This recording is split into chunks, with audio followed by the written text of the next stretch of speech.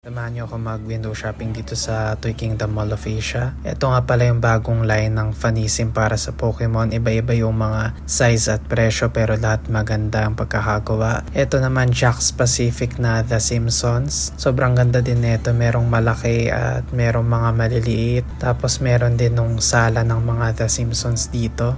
Ito naman yung McFarlane Toys na statue. Napaka-accurate sa comics pero walang articulation. Maganda din. Hindi ko trip yung Captain America na to pero itong Spider-Man sobrang ganda. Maganda rin yung presyo niya, 3.8 pero maganda tong centerpiece. Iba talaga yung McFarlane ni Spider-Man. Bagay talaga sa art style niya. Tapos ito pala yung mga Pokeplan nila. Pinaka na-tripan ko dito si Hydreigon. Ito yung ZD Toys 2K ang isa. Tapos meron mga Iron Man na pwede mo gawing Hall of Armor pero 1,000 ang isa, medyo mahal. Ito naman yung masasabi kong sulit sa ZD Toys. Ito yung panapat nila sa Marvel Legends pero 1,000 pesos lang.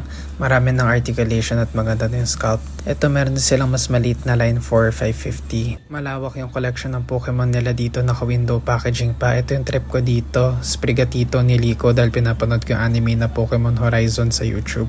Ito parang Genshin Impact yata, hindi ako sigurado. Pero kung fan kayo, alam nyo yan. Tapos ito maganda die-cast model na MSZ Suzuki Jimny papalag sa Hot Wheels. Ito nakasil yung Harry Potter, hindi ko alam kung ano to. Ito 250 na lang, dating 1,000. Mga Batman na plush na parang art toys yung datingan. Tapos ito Marvel Legends, ang mahal na talaga, out of budget na para sa akin. Sayang kasi ang ganda sana nitong Vampire Storm na may Blackheart Build-A-Figure. Baka merong nangungulik na mga error dyan. Merong Tyranitar dito na walang kamay. Tapos binili ko tong Espion. Dahil ito yung Pokemon na nagre-represent kay Ningning ng Espadel. Sila yung kumanta ng theme song ng Pokemon Horizons. Yun lang, buyers.